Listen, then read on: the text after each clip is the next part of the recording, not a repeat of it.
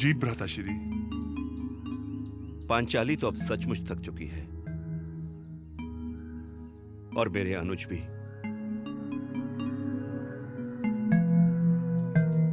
अब तुम मझले होने का कर्तव्य निभाओ और जाकर देखो आसपास कोई जल की व्यवस्था या विश्राम करने का उचित स्थान है या नहीं। और हां, शीघ्र लौटना भीम, क्योंकि 12 बरस की वनवास की अवधि अब समाप्त होने को है और दुर्योधन के सैनिक हमें सियार की भांति सूंघते फिर रहे हैं। जो आज्ञा भ्राताश्री।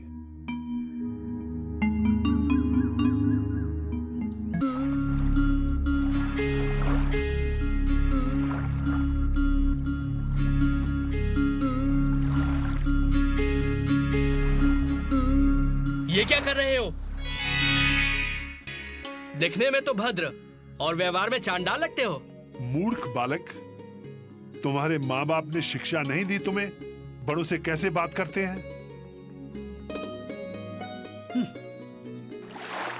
जाओ और अपने माता पिता से पूछ कर आओ कि इस ताल को गंदा करके तुम कौन सा अच्छा काम कर रहे हो। जल गंदा नहीं करूंगा तो हाथ पैर कैसे धोऊंगा? शीघ्र ही इस ताल से निकलो। इस ताल से मैं देवी के स्नान के लिए जल लेता हूँ और तुम इससे गंदा कर रहे हो। जल का उपयोग नहाने, धोने और शरीर की गंदगी दूर करने के लिए होता है। मंद बुद्धि, वो जल बहती धारा का होता है जहाँ गंदगी रुकती नहीं। ये ताल है, नदी नहीं। तुम यहाँ से निकलो, अन्यथा मैं अपनी सभ्यता की सीमा लांघ जाऊंगा। मैं नहीं जाऊंगा तो क्या कर लोगे? अभी बताता हूँ।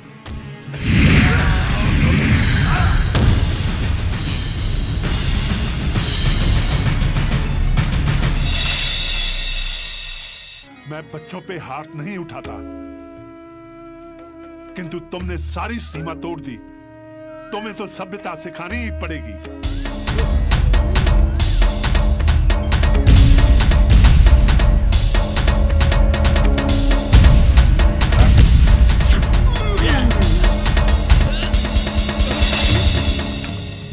कैरोवत्स, ये तुम क्या कर रहे हो? प्रभु, इसने पूजा का जल अपवित्र किया है, मैं इसे दंड दूंगा। ऐसा मत करो वत्स। ये महाबली भीम तुम्हारे दादा हैं? मेरे दादाश्री भीम? हाँ पुत्र।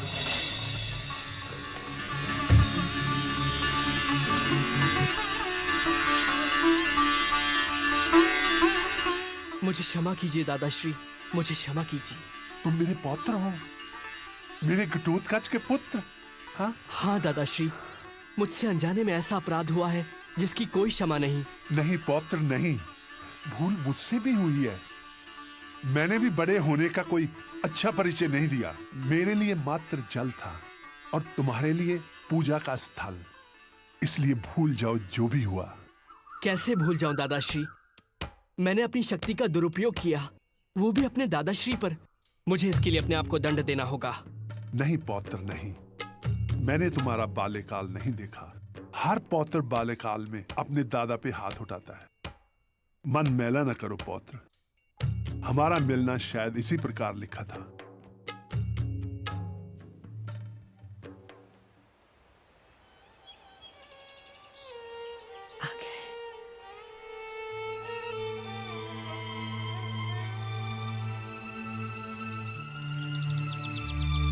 प्रिय भीम, तुमने आने में बहुत विलंब कर दिया।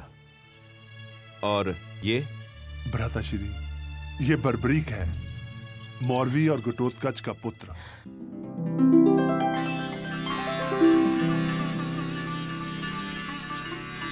और बर्बरीक, ये तुम्हारे बड़े दादा युधिष्ठिर, प्रणाम। दादा अर्जुन, प्रणाम। नकुल सहदेव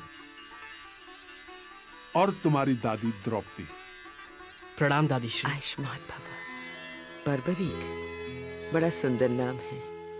सुंदरता के साथ साथ ये अद्भुत शक्तिशाली भी है। और जानते हो द्रौपदी, इसने मुझे मल्ल युद्ध में परास्त किया। ये बालक आपको? हाँ द्रौपदी, ये यहाँ वन में सिद्धियां प्राप्त करने आया था और मेरी इससे भेंट हो गई। पुत्र बर्बरीक, तुम्हारी दादीश्री हिडिंबा, माताश्री और पिताश्री कैसे हैं? दादाश्री, जब से मैं श्री कृष्ण से शिक्षा प्राप्त करके निकला हूं तब से उनके दर्शन नहीं हुए। लेकिन ये विदित है कि वो सदैव पिताश्री और आप सबकी चिंता में लगी रहती हैं। घोड़े के टापों की आवाज।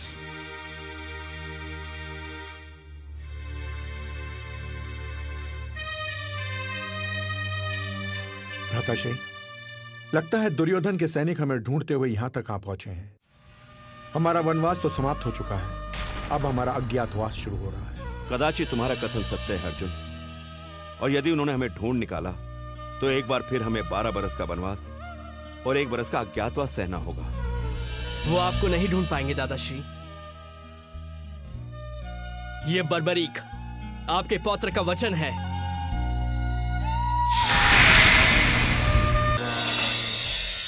ओम नमः। आंखें खोलो पुत्र।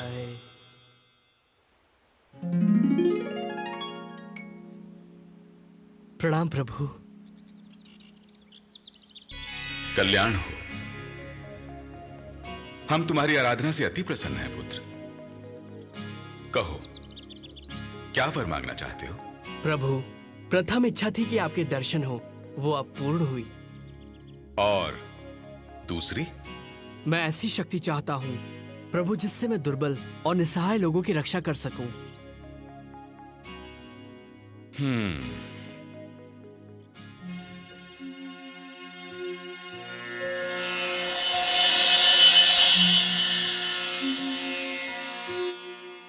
इन्हें स्वीकार करो पुत्र। ये बाण बहुत अचूक बाण है।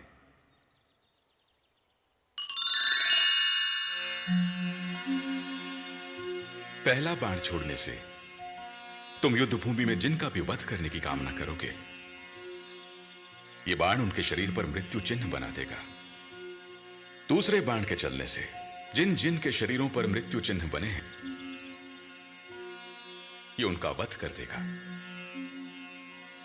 तथा तीसरा बाण समस्त सृष्टि का विनाश कर देगा।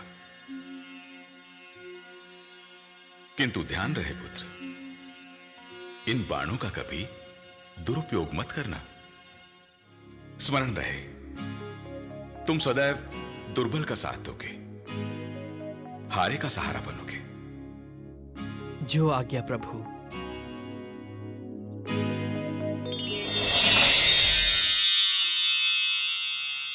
बर्बरिक को प्रलय वाली शक्ति मिल गई। इन 3 बाणों की सहायता से वो विश्व भर की सेना को अकेले समाप्त कर सकता था। पांडव द्रौपदी के साथ अपना 1 वर्ष का अज्ञातवास पूरा करने महाराज विराट की राजधानी पहुंच गए। द्रौपदी शैलेंद्री बन गई और उसे महारानी सुदेशना ने अपनी सेवा में रख लिया। युधिष्ठिर विराट नरेश के विशेष सेवक हो गए। भीम रसोइया बन गए। अर्जुन ने विराट पुत्री उत्तरा को नृत्य की शिक्षा दी। नकुल अश्वशाला की देखभाल करने लगे और सहदेव ने चरवाहे का कार्य किया। अज्ञातवास समाप्त होते ही पांडवों का दूत बनकर श्री कृष्ण कौरवों के पास गए, परंतु दुर्योधन ने उनकी बात नहीं मानी। युद्ध होगा बड़े भैया, अवश्य होगा। युद्ध को टालने का मेरा अंतिम प्रयास, मेरा शांति प्रस्ताव विफल हो गया। मामा शकुनी के द्यूत के पासे अब जुए की बिसात से निकलकर नरसंहार का नृत्य कर रहे हैं। हस्तिनापुर नरेश धृतराष्ट्र ने नेत्रहीनता को अपना रक्षा कवच बना लिया है और पुत्र मोह के कारण वो अपना राजधर्म भूल चुके हैं। मैंने आप पांडवों के लिए केवल 5 गांव मांगे थे, किंतु दुर्योधन ने कहा कि 5 गांव तो क्या, वो सुई की नोक के बराबर भूमि भी नहीं देगा।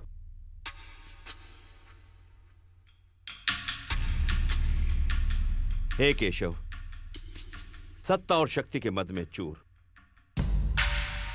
अनुज दुर्योधन चाहे कुछ भी कहे, किंतु पांडवों की ओर से अंतिम निर्णय लेने का अधिकार मैं आपको सौंपता हूं माधव। प्रश्न अब केवल न्याय संगत अधिकार का नहीं है महाराज, अब प्रश्न है धर्म का। और मैं तो सदैव धर्म के हित की बात करूंगा और यही कहूंगा कि हे सर्वश्रेष्ठ धनुर्धर, उठाओ अपना गांडीव। हे गदाधारी भीम, उठाइए अपनी गदा। हे धर्मराज युधिष्ठिर, उठाइए धर्म की ध्वजा। जब जब राजनीति करने वाले लोग असंवेदनशील होंगे तब तब शस्त्र उठेगा। ये युद्ध होगा सत्य और असत्य का, न्याय और अन्याय का, धर्म और अधर्म का। इसलिए ये धर्म युद्ध है, जिसके लिए धर्म क्षेत्र कुरुक्षेत्र चुना गया है। अर्थात ये युद्ध तो होगा ना वासुदेव? निस्संदेह पांचाली। हे मधुसूदन, अंतिम सांस लेती मेरी प्रतिशोध की ज्वाला को आपने पुनर्जीवित किया है। हे नरश्रेष्ठ, ये आपका वचन है, आश्वासन मात्र नहीं।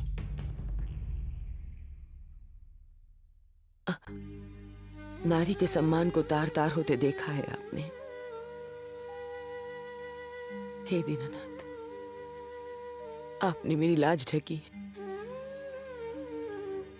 इन खुले केशों के साथ यदि मैं चिता तक जाती तो मेरा स्थान नरक में निश्चित था। कृष्णे, तुम्हारे रूप में समस्त नारी जाति का अपमान करने वालों को चिता भी नहीं मिलेगी। उनके शवों पर विलाप करने वाला कोई नहीं होगा, होंगे केवल गिद्ध। कुमार बर्बरीक की, कुमार बर्बरीक की, कुमार बर्बरीक की, कुमार बर्बरीक की, कुमार बर्बरीक की, कुमार बर्बरीक की। दादीश्री।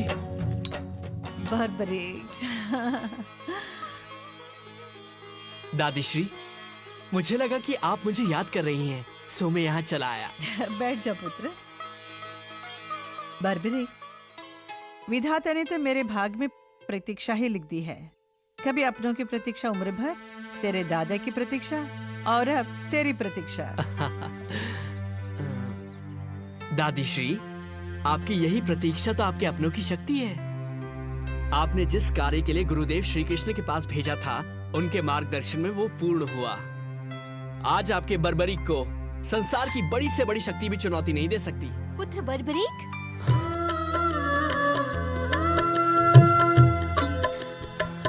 प्रणाम माते। आयुष्मान भव पुत्र। क्या तुम्हें मेरी सुध कभी नहीं आई? मैं दिन रात तुम्हारी ही चिंता में थी। आप मेरी जननी हैं। ऐसा हो सकता है कि मैं अपनी जननी को भूल जाऊं? आप, दादी तथा पिताश्री सब मेरे हृदय में बसे हुए हैं। पुत्र, जिस कार्य हेतु वासुदेव ने तुम्हें गुप्त क्षेत्र भेजा था, वो पूर्ण हुआ? हाँ माते, गुरुदेव के आशीर्वाद से देवी ने प्रकट होकर मुझे सिद्धियां प्रदान की। धन्य है माता। दादी, वन में मेरी दादाश्री, दादी द्रौपदी तथा समस्त पांडव कुल से भेंट हुई। अच्छा, तो तुम्हें उनके दर्शन प्राप्त हुए? हाँ दादीश्री, वो कह रहे थे कि उनका अज्ञातवास चल रहा है। यदि किसी ने उन्हें देख लिया तो उन्हें फिर से वनवास जाना पड़ेगा। हाँ पुत्र, अज्ञातवास के पश्चात भी कौरवों ने पांडवों को नहीं स्वीकारा। मैं समझा नहीं दादीश्री। राजपाट की लड़ाई में पांडव कौरव में लड़ाई छिड़ गई है। छल बल कौरव का धर्म है, पांडव का सत्य अहिंसा कर्म है। कृष्ण शांतिदूत बनकर मध्यता करने गए, किंतु दुर्योधन ने उनकी एक न सुनी। ये तो अन्याय है। युद्ध की तैयारी हो चुकी है। इधर केवल 5 पांडव, तेरे पिता और श्री कृष्ण हैं। निश्चित रूप से विजय कौरवों की होगी, क्योंकि उनके पास तो अपार सेना है। मेरे होते ऐसा कदापि नहीं हो सकता। यदि कौरव सारे विश्व से एक विशाल सेना भी इकट्ठी कर लें, उनके पास मेरे इन बाणों का सामना करने का साहस नहीं है। पुत्र, तू अभी एक बालक है।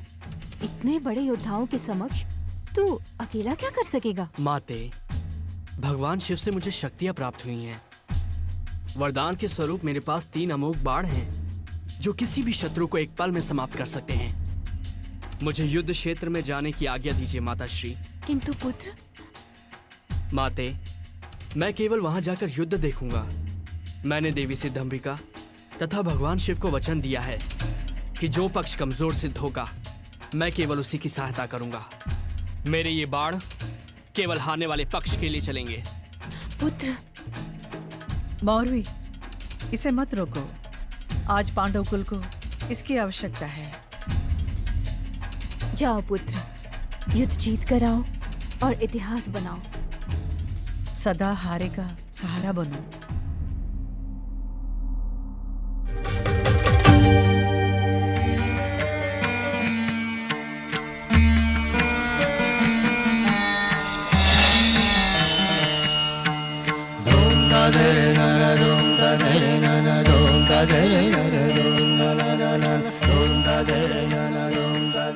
युवक, पता नहीं तुम मित्र हो या शत्रु, किंतु वीरता तुम्हारे अंग अंग से झलकती दिखाई पड़ती है।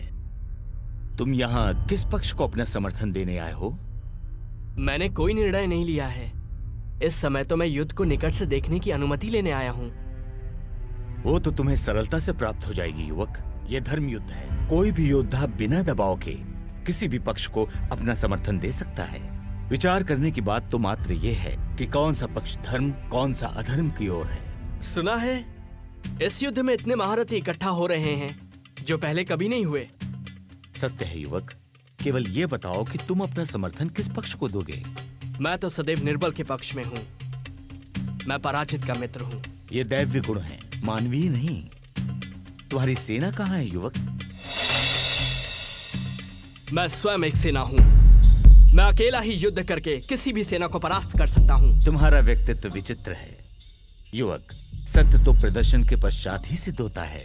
मैं द्रुपद पुत्र धृष्टद्युम्न, पांडव सेना का प्रधान सेनापति, तुम्हें अपने क्षेत्र से युद्ध देखने का निमंत्रण देता हूँ। धन्यवाद। मुझे पांडव पक्ष से यही अपेक्षा थी।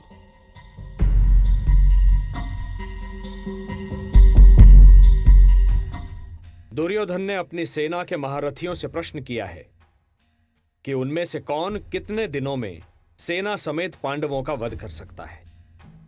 पितामह भीष्म और कृपाचार्य ने 1 मास, द्रोणाचार्य ने 15 दिन, अश्वत्थामा ने 10 दिन तथा कर्ण ने 6 दिनों में युद्ध की समाप्ति की घोषणा की है। केशव, आपका तात्पर्य क्या है? यही प्रश्न मैं आप सबसे करना चाहता हूं कि आप में से कौन कितने दिनों में समस्त कौरव सेना को नष्ट कर सकता है।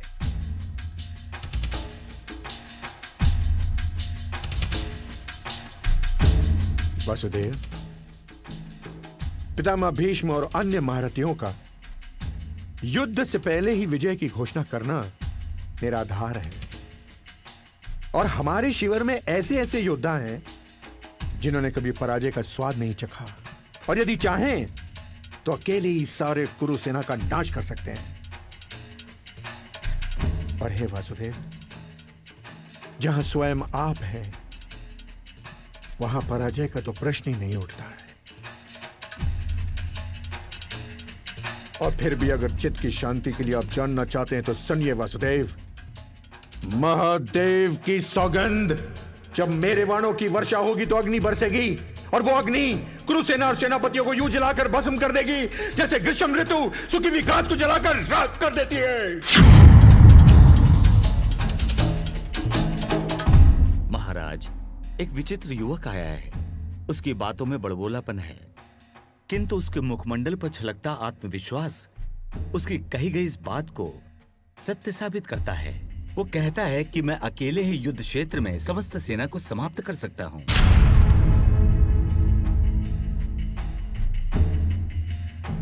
ये तो किसी पागल का प्रलाप लगता है। नहीं पार्थ, युवक है, युद्ध की बात करता है। चलकर देख तो लो उसे।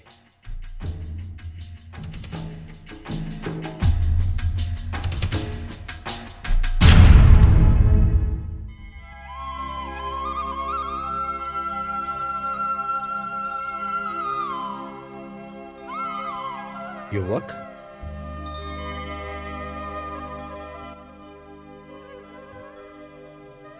गुरुदेव, आप? सुहृदय, प्रणाम प्रभु। आयुष्मान भव। पुत्र, ये तुम्हारे दादा श्री अर्जुन हैं। हाँ, गुप्त क्षेत्र में हम अल्प समय के लिए मिले थे। प्रणाम दादाश्री। विजयी भव पौत्र। गुरुदेव, मुझे युद्ध की सूचना मिली और मैं चला आया। हाँ वत्स, युद्ध की घोषणा हो चुकी है। अब हमें अपने पक्ष की शक्ति का विस्तार करना होगा। गुरुदेव, अब आपको चिंता करने की क्या आवश्यकता है? आपका शिष्य सिद्ध क्षेत्र से सिद्धियां प्राप्त करके लौटा है। मैं अकेला ही समस्त कौरव सेना को समाप्त कर सकता हूं।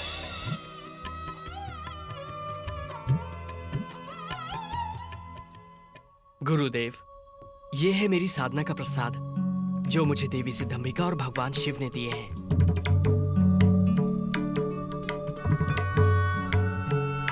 इन बाणों की विशेषता क्या है पुत्र? पहला बाण जब चलेगा तो जिन लोगों के वध की मैं कामना करूंगा, ये उन पर मृत्यु चिन्ह बना देगा। पौत्र, ये कुछ अतिशयोक्ति नहीं लगती?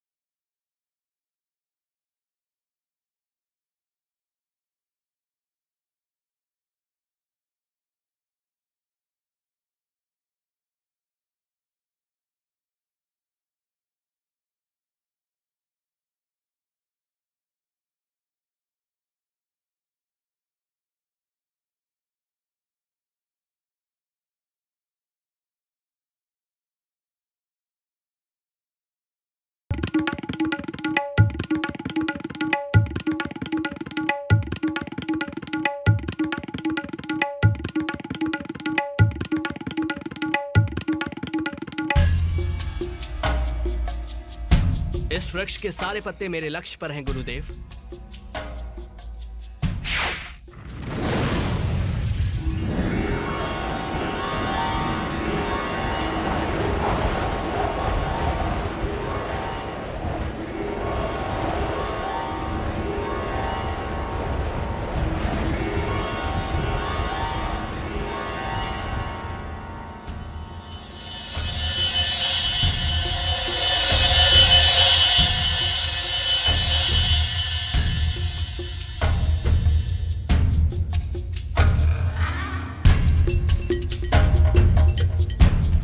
गुरुदेव, पहले बाण ने अपना कार्य पूरा कर दिया। पुत्र, तुम्हें विश्वास है कि सारे पत्तों पर चिन्ह लग गए हैं? हाँ गुरुदेव।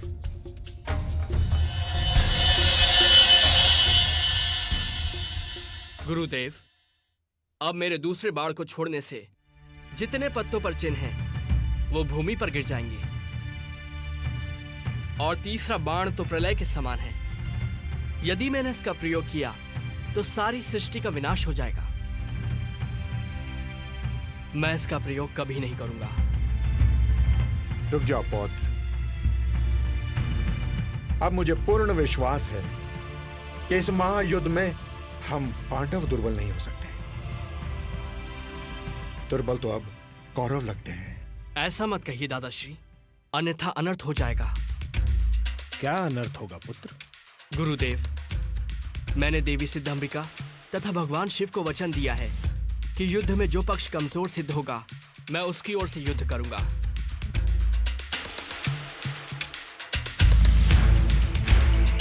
तो इसका अर्थ यह हुआ पौत्र कि बीच युद्ध में भी आप हमारे शत्रु का पक्ष ले सकते हो? हाँ दादाश्री, यदि युद्ध में कौरव पक्ष कमजोर सिद्ध हुआ तो देवी को दिए वचन के अनुसार मुझे उनकी ओर से ही युद्ध करना पड़ेगा। चलो पौत्र, विश्राम कर लो। क्षमा करें गुरुदेव, मैंने निर्णय लिया है कि युद्ध क्षेत्र से बाहर रहकर ही युद्ध देखूंगा।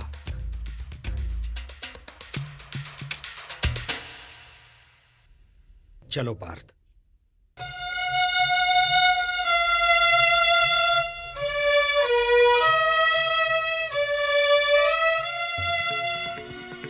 हे केशव, हे जनार्दन, इस युद्ध में तो हमारी विजय निश्चित है।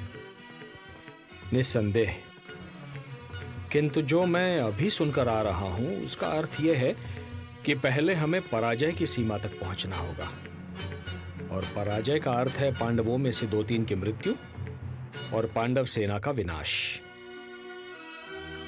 पराजय? मैं कुछ समझा नहीं केशव। पार्थ, यदि हम कौरव सेना का नाश कर दें और विजय की ओर चलें, तो बर्बरीक अपने 2 ही बाणों से अपने विजय उल्लास को पराजय में बदल देगा। तो अब क्या करें?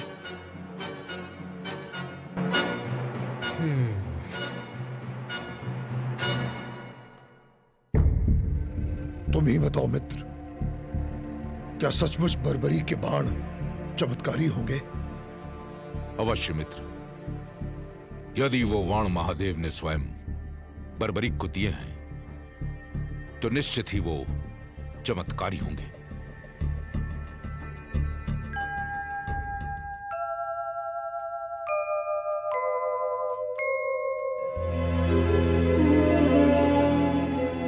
बर्बरीक को युद्ध से हटाना होगा, अन्यथा ये युद्ध की दिशा बदल देगा। ये धर्म युद्ध है। धर्म को बचाने हेतु अब यही एक विकल्प शेष है।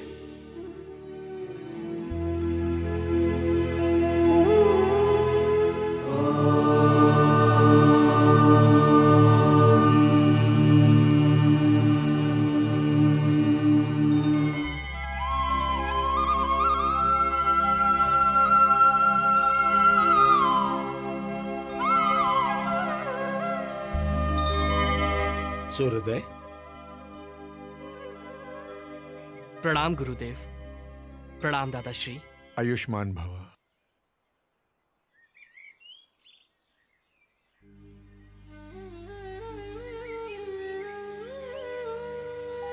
प्रभु, आप शांत क्यों हैं?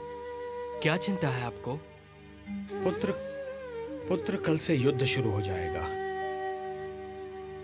देखें, निर्णय की ओर जाता है।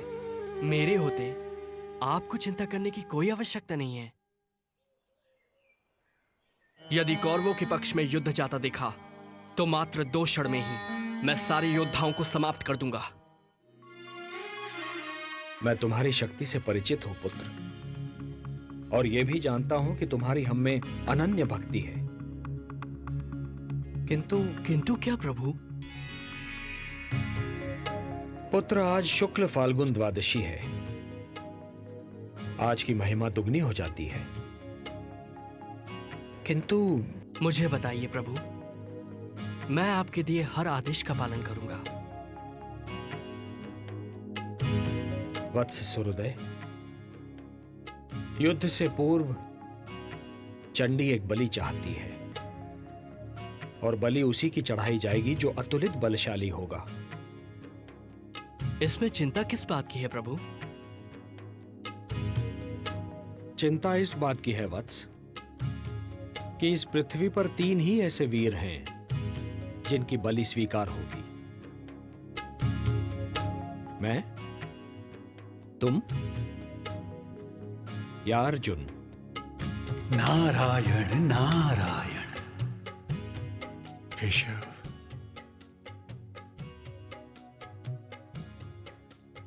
बस इतनी सी बात है केशव? क्या यही आपकी चिंता है? तो है जनार्दन, इस बलि के लिए मैं अपने आप को प्रस्तुत करता हूं केशव, अपने आप को। तुम ये नहीं कर सकते पार्थ, ये धर्म युद्ध है। यदि एक भी पांडव कम हो जाएगा तो ये युद्ध धर्म युद्ध नहीं कहलाएगा। बस एक ही मार्ग शेष है। मैं स्वयं ही अपना बलिदान दे देता हूं। वैसे भी युद्ध ना करने की प्रतिज्ञा ली है मैंने। एक सारथी ही तो हूं तुम्हारा। नहीं केशव, नहीं। प्रभु, आप मेरे गुरु हैं, श्रेष्ठ हैं, सभी तरह से ज्येष्ठ हैं मेरे। ये अधिकार सिर्फ मेरा है, मेरा। मुझे आज्ञा दीजिए प्रभु। आपके चरणों की सौगंध खाकर कहता हूं, आपके उद्देश्य को पूरा करने के लिए मैं अपने शीश की बलि देता हूं।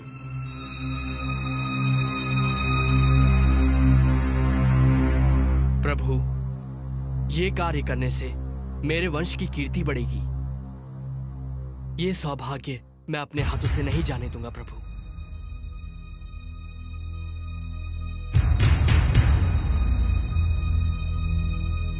सोचिए मत प्रभु, उठाइए ये शस्त्र और मेरे शीश को धड़ से अलग करके चंडी मां को बलि चढ़ाइए। मैं ऐसा नहीं कर सकता। यदि मैंने ऐसा किया तो यह बलिदान नहीं होगा, हत्या होगी।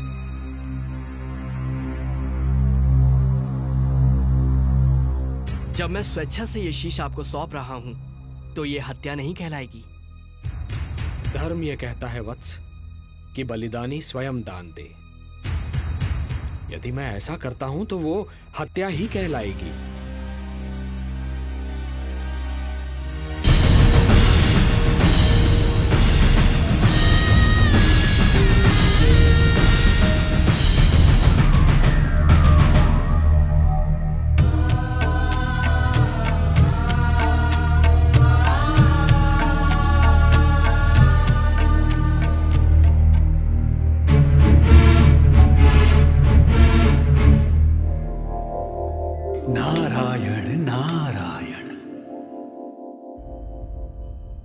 पुत्र घटोत्कच, अब युद्ध का कोई विकल्प नहीं। धर्मराज, घटोत्कच पुत्र बर्बरीक ने श्री कृष्ण के कहने पे अपना शीश दान कर दिया।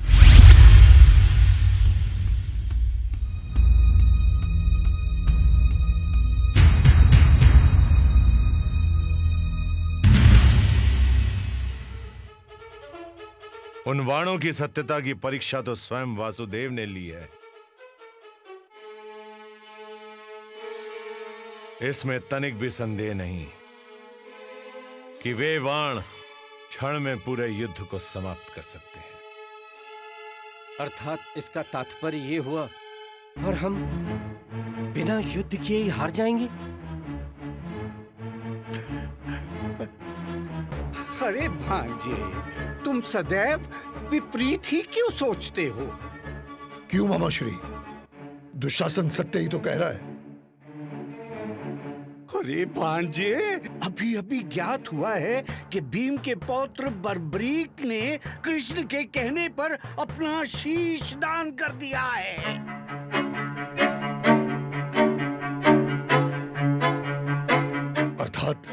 अर्थात भांजो, बर्बरीक की मृत्यु हो चुकी है।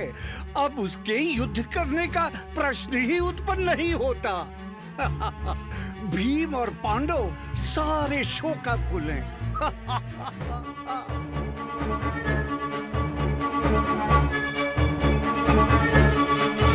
अवश्य इसमें भी कृष्ण का कोई उद्देश्य होगा।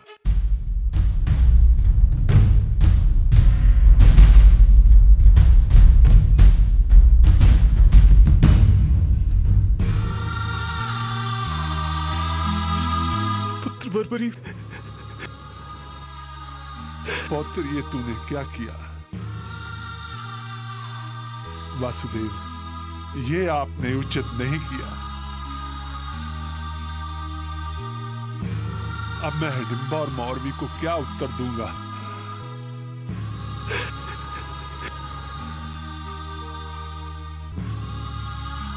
हे ईश्वर, ये तेरी कैसी लीला है? कौन सा पाप किया था मैंने? इससे तो अच्छा होता पुत्र बर्बरीक से पहले मुझे ही मृत्यु आ जाती। कम से कम ये दुख तो नहीं सहना पड़ता। ये आपने क्या किया वासुदेव? और इसके पीछे आपका क्या उद्देश्य है? बोलिए ना केशव।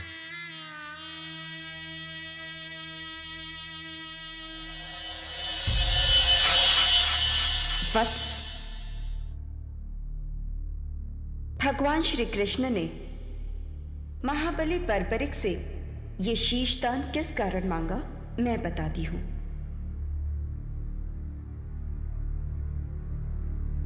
ब्रह्मदेव द्वारा घमंड करने पर इन्हें ये श्राप दिया गया कि अगले जन्म में जब पृथ्वी पर धर्म की रक्षा के लिए युद्ध होगा, तब श्री कृष्ण के द्वारा इन्हें मोक्ष प्राप्त होगा और वे ही इनकी मृत्यु का कारण बनेंगे।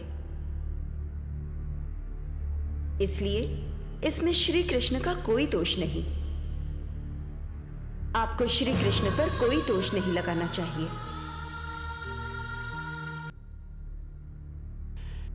हे केशव, मुझे क्षमा करें, क्षमा करें।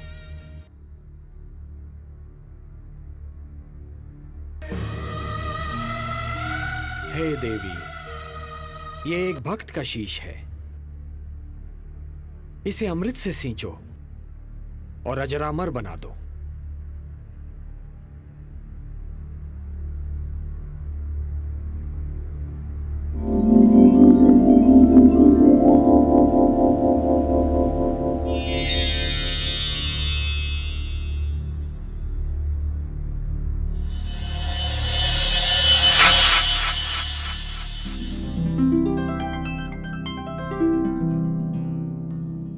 प्रणाम प्रभु।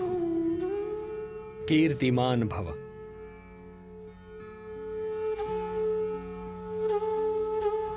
पुत्र बर्बरीक, तुम्हारे त्याग, साधना और तुम्हारे इस महान शीशदान ने तुम्हें नर से नरश्रेष्ठ बना दिया है। तुम जैसा महात्मा केवल सृष्टि के कल्याण के लिए आता है। आज मैं तुम्हें अपना वो नाम देता हूं जो माता यशोदा ने स्वयं मुझे दिया था, श्याम। नारायण नारायण। और तुम्हें मैं अपनी सारी शक्ति भी प्रदान करता हूं। कलयुग में तुम्हें लोग श्याम के नाम से पुकारेंगे। जय श्री श्याम। जय श्री श्याम। जय श्री श्याम। जय श्री श्याम। वत्स, अपनी इच्छा मुझे बताओ। हे नारायण, हे श्याम, मेरी 2 इच्छाएं हैं। प्रथम इच्छा, मेरी देह को आपके हाथ से अग्नि मिले, और मेरी दूसरी इच्छा, मैं महाभारत का युद्ध देखने आया था, मैं वो देखना चाहता हूं। तुम्हारी दोनों इच्छाएं पूर्ण होंगी वत्स।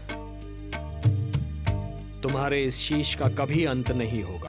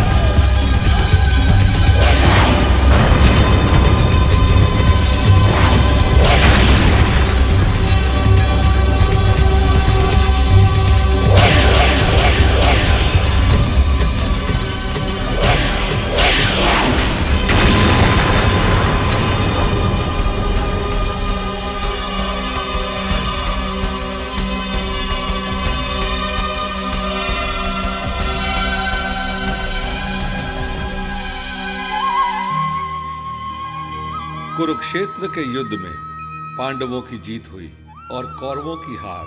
चारों ओर से पांडवों की जय जयकार सुनाई दे रही थी। पांचों पांडव इस युद्ध का श्रेय स्वयं ही ले रहे थे। मैंने धर्म की मर्यादा का पालन करते हुए युद्ध का संचालन किया और इसीलिए हमें विजयश्री का प्रसाद मिला। बड़े भैया, इस युद्ध के सबसे बड़े खलनायक दुर्योधन का वध यदि मैं न करता तो ये युद्ध कभी जीता नहीं जा सकता था। मजले भैया, यदि पितामह भीष्म बाणों की शैया पर नहीं लेटे होते तो विजय हमसे कोसों दूर होती।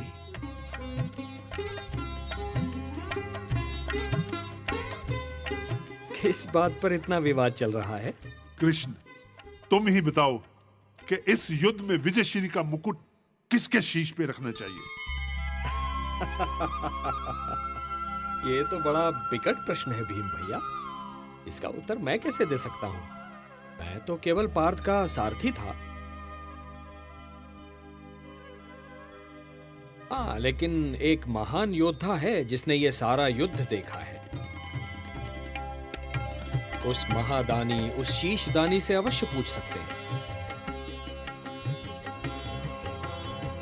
चले? चलिए।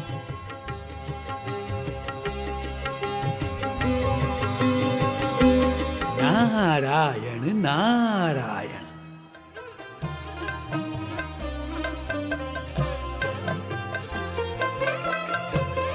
प्रणाम प्रभु।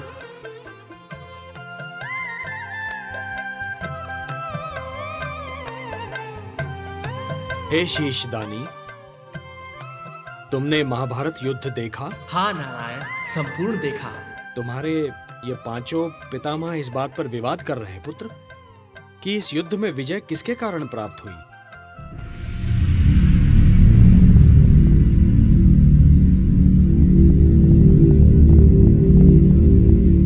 सोच समझकर उत्तर देना पौत्र।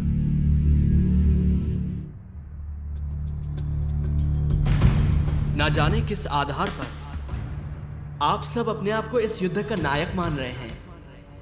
आप बड़े दादा धर्मराज युधिष्ठिर, आपने असत्य भाषण करके अपने गुरु द्रोणाचार्य का वध कर दिया। मेरे पितामह भीम, आपने गदा युद्ध के नियमों का उल्लंघन करके दादा दुर्योधन का वध किया। गांडीवधारी आपने तो युद्ध से पूर्व ही गांडी फेंक दिया था। पितामह भीष्म को आपने शिखंडी का आश्रय लेकर बाणों की शैया पर सुलाया। दादा कर्ण से आपके प्राणों की रक्षा के लिए मेरे पिता घटोत्कच ने अपने प्राणों की आहुति दी। नहीं, आप में से कोई भी नहीं है।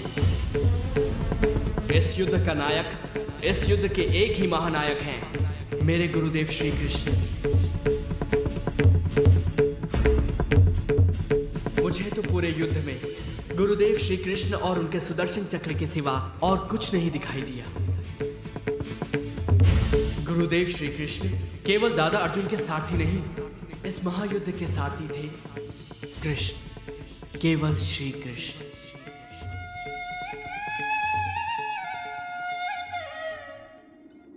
हे वासुदेव, हे केशव, हमें क्षमा कीजिए।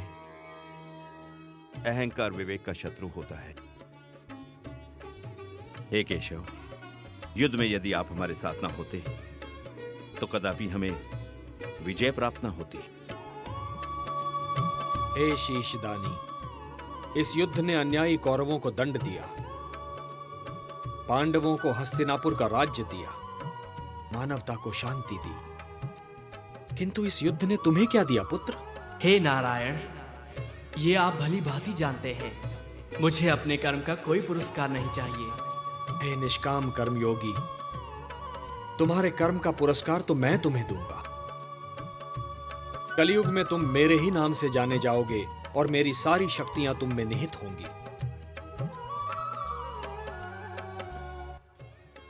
जो भी मनुष्य तुम्हारी पूजा करेगा उसकी सारी मनोकामनाएं पूर्ण होंगी। मेरे लिए क्या आज्ञा है प्रभु? पुत्र, कलयुग का प्रसार बढ़ते ही तुम खाटू नाम के स्थान पर प्रकट हो जाना। वहां की भूमि अत्यंत पवित्र और पावन है। खंडेला का राजा अत्यंत धार्मिक प्रवृत्ति का है। जब तक यह पृथ्वी है पुत्र, जब तक सूर्य चंद्रमा है, जब तक ये सारे नक्षत्र हैं, तुम लोगों के लिए पूजनीय और वंदनीय होगे। तुम्हारे शीश की पूजा होगी पुत्र। तुम श्याम नाम से जाने जाओगे और हारे का सहारा बनोगे। ओम नमो भगवते वासुदेवाय।